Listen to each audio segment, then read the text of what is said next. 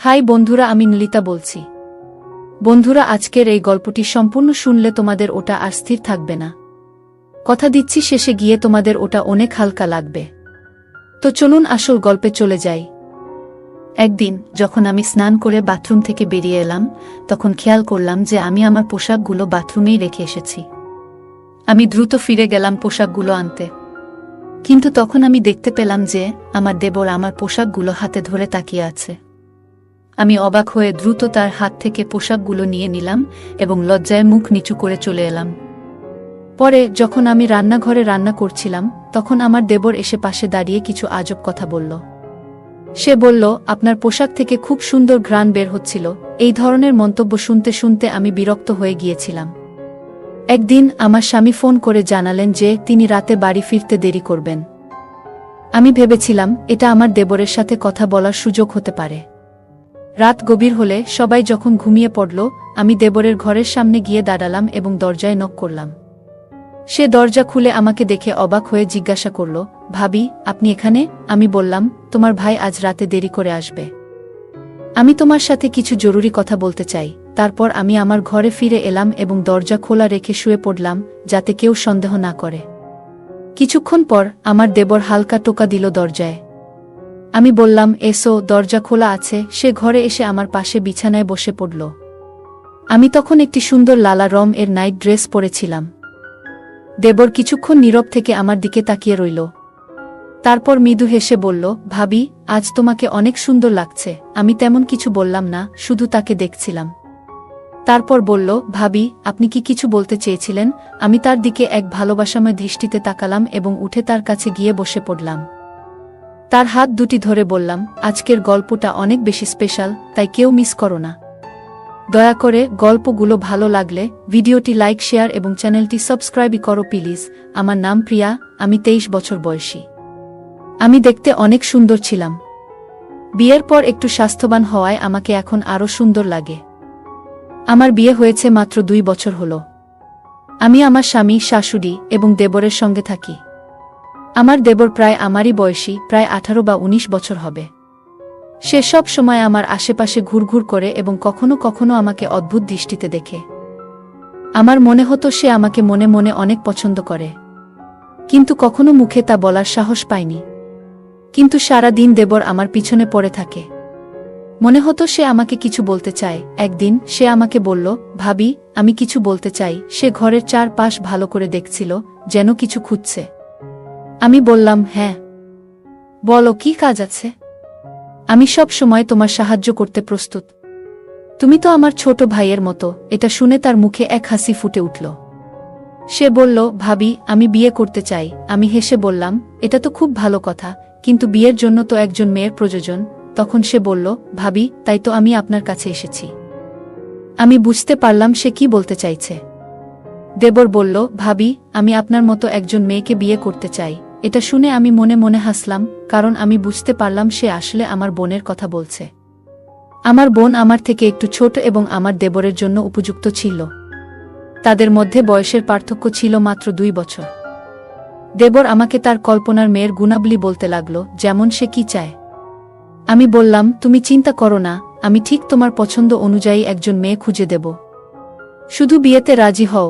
তারপর আমি সবকিছু নিজের নিয়ন্ত্রণে নিয়ে নিলাম। আমার দেবর এই কথা শুনে কিছুটা খুশি হলেও সে চিন্তায় ডুবে গেল। কিছুক্ষণ চুপ থেকে সে বলল, ভাবি, আপনার কাছে একটা কথা বলতে চাই, তবে অনুগ্রহ করে রাগ করবেন না।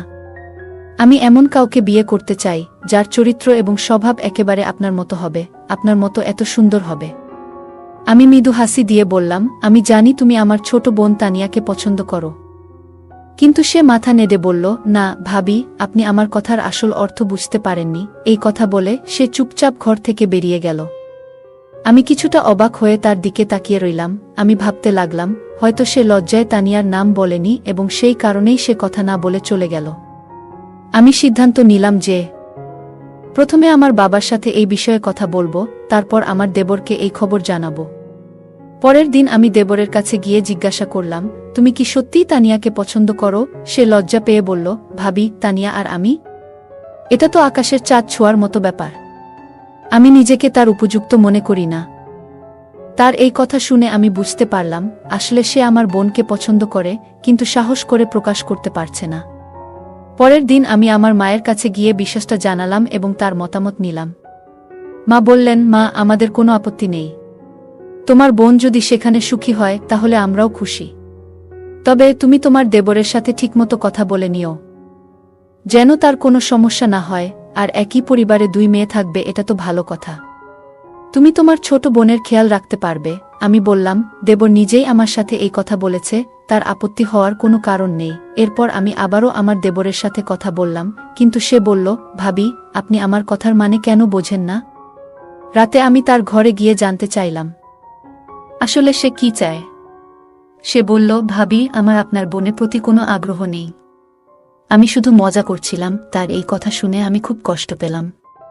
যদি সে আমার বোনকে পছন্দ না করত, তবে কেন সে আমার আশেপাশে ঘুরে বেড়াত এবং আমার সাথে কেন এত কথা বলতো? যদি সত্যিই তাকে বিয়ে করতে হতো, তাহলে সে নিজের পছন্দের কোনো মেয়ের নাম বলতেই পারত। অন্তত আমার বোনকে অপমানিত হতে হতো না। আমি কিছু না বলে উঠে চলে আসার চেষ্টা করছিলাম, কিন্তু তখনই সে হঠাৎ আমার হাত ধরে ফেলল। এই আচরণে আমি রেগে গেলাম। হাতটা ঝটকা মেরে ছাড়িয়ে নিয়ে বললাম, তুমি কি করছো? নিজেকে সামলাও। আমি তোমার ভাবি, আর তোমাকে ছোট ভাইয়ের মতো দেখি। সে বলল, ভাবি, তাতে কি হয়েছে? আমিও আপনাকে বড় বোনের মতো দেখি, মার মতোই সম্মান করি। এখন শুধু আমার ছোট্ট কাজটি করে দিন, আমার বিয়ের ব্যবস্থাটি করে দেন। আমি তাহলে বুঝব আপনি আমাকে সব দিয়েছেন।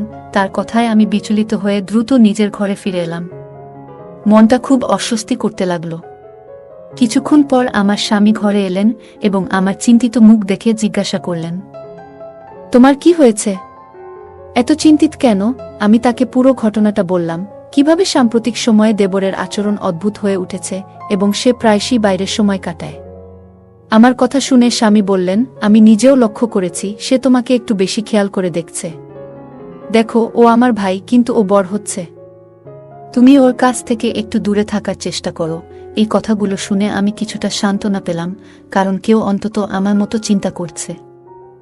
আমার শাশুড়ি অবশ্য তাকে এখনো ছোট বাচ্চা মনে করেন, কিন্তু আমি ভেতর থেকে সবকিছু বুঝতে পারছিলাম। পরের দিন আমার স্বামী বাড়িতে ছিলেন না।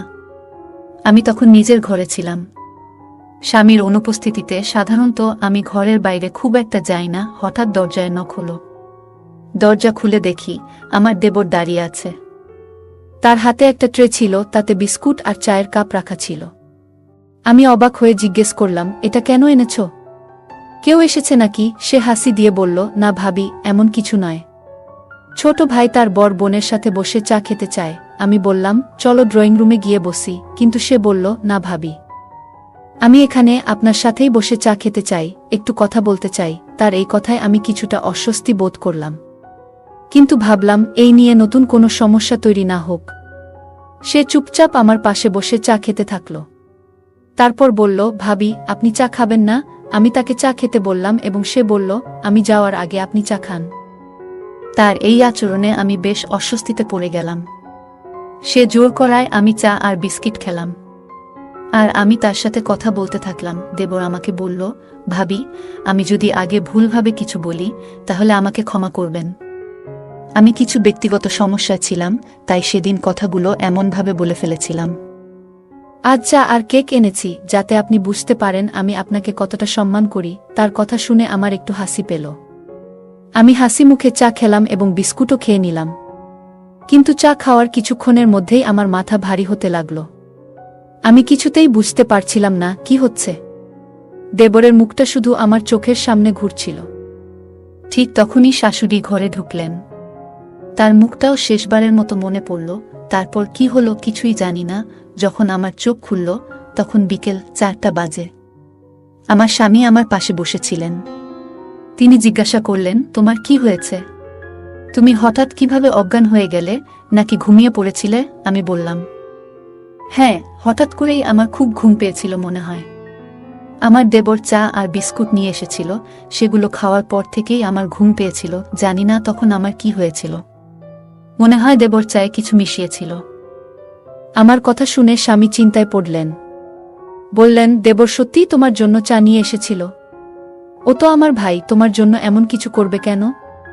তাছাড়া মাও তো তখন ঘরেই ছিলেন। হতে পারে তুমি স্বাভাবিকভাবেই ঘুমিয়ে পড়েছিলে। তোমার এত চিন্তা করার দরকার নেই। স্বামীর কথা শুনে আমি চুপ হয়ে গেলাম। কিন্তু সত্যি বলতে আমার ভেতরে একটা অদ্ভুত অস্বস্তি হচ্ছিল।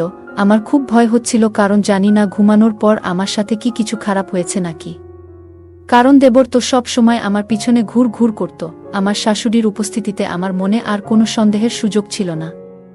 আমি যখন তার সাথে কথা বললাম, তখন তিনি কিছু অস্বাভাবিক কিছু বললেন না। তিনি একজন ভালো মানুষ, কারো ক্ষতি বা খারাপ কিছু ভাবতেন না। আমি তাকে অনেকবার জিজ্ঞাসা করেছিলাম, আপনি তো তখন আমার সাথে ছিলেন, কিছু অদ্ভুত দেখেছেন কি? তিনি উত্তর দিলেন, বুমা, তুমি হঠাৎ অসুস্থ হয়ে পড়েছিলে। তোমার দেবর বলছিল হয়তো তোমার দুর্বলতা হয়েছে, তাই বিশ্রাম নেওয়া দরকার। আমি তখনও পুরোপুরি নিশ্চিত হতে পারছিলাম না ঠিক কি হয়েছিল। কিছু দিন এভাবেই কেটে গেল। একদিন রাতে আমি আর আমার স্বামী পরিবারের নানা বিষয় নিয়ে কথা বলছিলাম। হঠাৎ আমার চোখ জানালার দিকে চলে গেল, আর দেখলাম যেন কেউ জানালার পাশ থেকে দ্রুত সরে গেল। আমি অবাক হয়ে গেলাম, কারণ জানালাটা বাড়ির ভেতরের দিকে ছিল, আর মেইন গেট তো রাতের বেলা সবসময় তালা দেওয়া থাকে।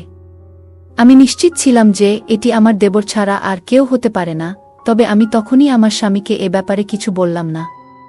প্রথমে আমার দেবরের আসল সমস্যাটা কি তা বুঝতে চাইলাম। তার এমন অদ্ভুত আচরণের পেছনের কারণটা জানাটা আমার জন্য খুবই গুরুত্বপূর্ণ হয়ে উঠল। একদিন আমি গোসল করে বাথরুম থেকে বের হয়ে দেখলাম যে ভুল করে আমার জামাকাপড় বাথরুমেই রেখে এসেছি। তাড়াতাড়ি ফিরে গিয়ে কাপড়গুলো নিতে গেলাম। তখন দেখি আমার দেবর হাতে আমার পোশাকগুলো ধরে রয়েছে। আমি কিছুটা বিস্মিত হয়ে তার হাত থেকে কাপড়গুলো নিয়ে নিলাম এবং লজ্জায় মাথা নিচু করে সরে এলাম। পরে যখন আমি রান্নাঘরে ব্যস্ত ছিলাম, তখন আমার দেবর এসে পাশে দাঁড়িয়ে হঠাৎ অদ্ভুত কিছু বলল। সে বলল, তোমার পোশাক থেকে দারুণ একটা মিষ্টি গন্ধ পাচ্ছিলাম। আমি তাকে কিছু বললাম না। আমি তাকে সেখান থেকে চলে যেতে বললাম। আমার কথা শুনে সে চলে গেল। পরের দিনই দেবর এসে আমাকে বলল, ভাবি, মনে আছে আমি আপনাকে বলেছিলাম যে আমার একটা কাজ আছে? আজ সেই কাজের সময় এসে গেছে, এখন আপনাকে আমার সাথে যেতে হবে। তাড়াতাড়ি প্রস্তুত হন। তার কথা শুনে আমি অবাক হয়ে গেলাম। কোথায় যাচ্ছি? আগে বলো, নইলে আমি যাব না। আমার কথা শুনে সে মাথায় হাত দিয়ে বলল, চলুন, আগে মাকে বলিও না, তাহলে আর কোনো সন্দেহ থাকবে না। কারণ মা সবসময় আমাকে নিয়ে সন্দেহ করে। সে একটু বিরক্তির স্বরে কথা বলছিল, আর আমি বুঝতে পারলাম হয়তো আমার তাকে এভাবে প্রশ্ন করা ঠিক হয়নি। তাই চুপ হয়ে গেলাম। বললাম, ঠিক আছে, যেমন তুমি বলছো তেমনই করব। সে খুশি হয়ে গেল। আমরা বাইকে উঠে বাড়ি থেকে বেরিয়ে পড়লাম। তার বাইকে উঠা দেখে সে ভীষণ খুশি হয়েছিল, কিন্তু আমার কিছুটা অস্বস্তি লাগছিল। কিছুক্ষণ পর আমি জিজ্ঞাসা করলাম, আমরা কোথায় যাচ্ছি? সে উত্তরে বলল, ভাবি, আমি একজন মেয়েকে খুব পছন্দ করি। আর এ পছন্দ সাধারণ নয়। আমি তাকে খুব গভীরভাবে ভালোবাসি। দুনিয়াতে একমাত্র সেই মেয়েটাই আছে যাকে আমি মন থেকে ভালোবাসি। কিন্তু আমি জানি আমার মা তাকে কখনোই মেনে নেবেন না, কারণ মা চায় তার বুমা প্রচুর সম্পদ নিয়ে আসুক।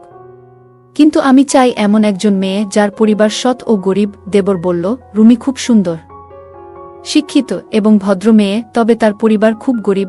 এসব কথা বলে সে চুপ হয়ে গেল। আমি লক্ষ্য করছিলাম যে সে বাইকটি এক অচেনা এবং নির্জন পথে নিয়ে যাচ্ছে। আমি তার কথায় মগ্ন ছিলাম, তাই কিছুটা ধাঁধায় পড়ে গেলাম। সে বলল, আরেকটা অনুরোধ ভাবি, আপনি ওখানে বলবেন না যে আপনি আমার ভাবি, বরং বলবেন আপনি আমার মা। তার কথা শুনে আমি অবাক হয়ে বললাম, তুমি আমাকে মা বলে পরিচয় দিতে বলছো? আমাকে তো খুব বয়সে ছোট দেখায়। তখন সে বলল, ভাবি, ওরা এসব বোঝে না। আমি বলে দেব যে আমার মা নিজেকে খুব ভালোভাবে যত্নে রেখেছেন, তাই তাকে এত তরুণ দেখায়। আমি তার কথা শুনে হাসলাম, কিন্তু তার বাইক যেদিক নিয়ে যাচ্ছিল তা দেখে আমার মন খারাপ হতে শুরু করল। মনে মনে ভাবতে থাকলাম, আবার কোনো বিপদে পড়ব নাকি, কারণ দেবরের আবভাব ভালো লাগছে না আমার। বাইকটি একটি নির্জন স্থানে থামল, আর আমার মনে অস্বস্তি শুরু হলো। আমি ভাবছিলাম, কি করতে যাচ্ছে সে? আমার স্বামীকে না জানিয়ে তার সঙ্গে চলে এসেছি। যদি কোনো সমস্যা হয়, আমি কিভাবে এখান থেকে বের হব? চারপাশে দূরে কোথাও কেউ ছিল না। ঠিক তখনই দেবর বলল, ভাবি, মাত্র 2 মিনিট দাঁড়ান, আমি আসছি, বলে সে চলে গেল। আমি একা নির্জন স্থানে দাঁড়িয়ে ভয়ে কাঁপছিলাম। হঠাৎ একটি বড় গাড়ি এসে আমার পাশে থামল। আমার বুকের ধুকপুকানি যেন থেমে গেল। আমি মাথা নিচু করে বাইকের পাশে দাঁড়িয়ে রইলাম, ভয়ে কোনো কথা বলতে পারছিলাম না। কিছুক্ষণের মধ্যেই আমার দেবর ফিরে এলো। আমি মনে মনে স্বস্তির নিঃশ্বাস ফেললাম। গাড়িটি দ্রুত সেখান থেকে চলে গেল। আমি দেবরকে জিজ্ঞাসা করলাম, এটা কে ছিল? সে হেসে বলল, ছেড়ে দাও ভাবি, সুন্দর মেয়ে দেখলে লোকজন এমনিতেই ছুটে আসে। তুমি আর চিন্তা করো না। আমি আসলে তোমার ভাবিকে দেখাতে মিষ্টি নিতে গিয়েছিলাম। সে মিষ্টির বাক্সটা হাতে ধরিয়ে দিল। আমরা যখন সেই বাড়িতে পৌঁছালাম, আমি দেখে সত্যিই অবাক হয়ে গেলাম। বাড়িটি ছিল খুব ছোট এবং পুরনো। ভিতরে অন্ধকার ছিল, তবে বাড়ির মানুষজন আমাদের আন্তরিকভাবে গ্রহণ করলেন। আমি সেই মেয়েটিকে দেখলাম, সত্যিই সে খুব সুন্দরী ছিল। তার গায়ের রং ছিল ফর্সা, যদিও তার মায়ের রং কিছুটা গাঢ় ছিল। বাড়ির পরিবেশ খুবই সাধারণ, কিন্তু সবাই খুব সম্মানিতভাবে আমাদের আপ্যায়ন করল। আমি নিজেকে দেবরের মা বলে পরিচয় দিলাম, যা শুনে তারা খুবই খুশি হল। আমার পরনে সাদা পোশাক ছিল, যা দেখে তারা বেশ মুগ্ধ হল। মেয়েটির মা বলল, আমার মেয়ের জন্য এমনই একটি ভালো পরিবারের সম্পর্ক চেয়েছিলাম। আমার মেয়ে অনেক কষ্ট দেখেছে, আমি চাই না তার পরবর্তী জীবনও এমন কাটুক। আমি তাকে আশ্বস্ত করে বললাম, তোমার মেয়ে আমাদের বাড়িতে এসে সুখে থাকবে, চিন্তা করো না। আমার কথা শুনে সেই মহিলা অনেক খুশি হলেন। এরপর আমার দেবর তাদের বলল, আমরা শীঘ্রই বিয়ের জন্য আসব, তবে আমাদের পরিবার প্রথমে রাজি নাও হতে পারে, কিন্তু একবার বিয়ে হয়ে গেলে সবাই মেনে নেবে। এই কথায় মেয়েটির মা কিছুটা চিন্তিত হয়ে পড়লেন, কিন্তু আমি তাকে আশ্বস্ত করে বললাম, এমন কিছু হবে না যেমনটা আপনি ভাবছেন। আমরা এই সম্পর্ককে সম্মানের সঙ্গে শেষ পর্যন্ত টিকিয়ে রাখব। মহিলাটি আমাদের কথা শুনে শান্ত হলেন এবং বললেন, ঠিক আছে, আপনারা যেটা ঠিক মনে করেন সেটাই হবে। ফিরে আসার সময় আমার দেবর খুব খুশি ছিল। সে বলল, ভাবি, তোমাকে অনেক ধন্যবাদ, তবে বাড়িতে এই কথা বলো না। মা আর ভাইজা এই বিয়েতে রাজি হবে না। তবে একবার আমি বিয়ে করে নিলে তারা আর কিছু বলতে পারবে না। আমি জানতাম না এখন আমাকে কি করা উচিত, কিন্তু আপাতত আমি দেবরের কথা মেনে নিলাম। তবে আমার মনে একটা বড় সন্দেহ রয়ে গেল যে সেই চা খেয়ে আমি হঠাৎ বেহুশ কেন হয়ে গেলাম। আমি তাকে জিজ্ঞেস করলাম, তুমি চায়ে কি মেশালে যেটা খেয়ে আমি বেহুশ হয়ে গিয়েছিলাম? সে অবাক হয়ে বলল, ভাবি, আপনি কেমন কথা বলছেন? আমি এমন কিছু করব কেন? আমি তো শুধু আপনাকে খুশি করার জন্য চা বানিয়ে নিয়ে এসেছিলাম। তার কথাগুলো শুনে সত্যিই মনে হচ্ছিল। যাই হোক, কিছুক্ষণ পর আমরা দুজনেই বাড়ি ফিরে এলাম। আমি খুব ক্লান্ত ছিলাম, তাই সরাসরি আমার ঘরে চলে যেতে চাইলাম, কিন্তু হঠাৎ করে আমার মাথায় প্রচণ্ড ব্যথা শুরু হলো আর চোখের সামনে সব ঘুরতে লাগল। আমি পড়ে গেলাম, এরপর আর কিছু মনে নেই। যখন জ্ঞান ফিরল, তখন আমি হাসপাতালের বিছানায় শুয়েছিলাম। পাশে আমার শাশুড়ি, স্বামী এবং দেবর বসেছিল। সবাই খুব খুশি মনে হচ্ছিল। আমি জিজ্ঞাসা করলাম, কি হয়েছে? আমার শাশুড়ি বললেন, একটা ভালো খবর আছে, তুমি খুব শীঘ্রই মা হতে চলেছ। তাদের কথা শুনে আমি খুব খুশি হলাম। আমার স্বামী বললেন, তোমার অতিরিক্ত কাজের জন্যই তোমার এমন বারবার মাথা ঘুরছে। ডাক্তার বলেছে এখন তোমার শুধু বিশ্রামের প্রয়োজন। সবকিছু পরিষ্কার হয়ে গেল আমার কাছে। আমি ভুলভাবে আমার দেবরের উপর সন্দেহ করছিলাম, কিন্তু সে আসলে সারা দিন আমার পাশে থাকত, যাতে আমাকে তার সেই বিশেষ সম্পর্কের ব্যাপারে বোঝাতে পারে। আমি ভুল বুঝেছিলাম তার এই আচরণগুলো। এরপর থেকে আমি আর তাকে নিয়ে কোনো সন্দেহ করিনি। পরে আমি সবাইকে তার এবং সেই মেয়ের সম্পর্কের কথা জানিয়ে দিলাম। আমার বারবার বোঝানোর ফলে পরিবারও অবশেষে তাদের বিয়েতে সম্মতি দিল। আজ আমার বিয়ের 5 বছর কেটে গেছে। আমার একটি ছোট্ট মেয়ে আছে, আর আমার দেবরও তার সেই ভালোবাসার মানুষকে বিয়ে করেছে।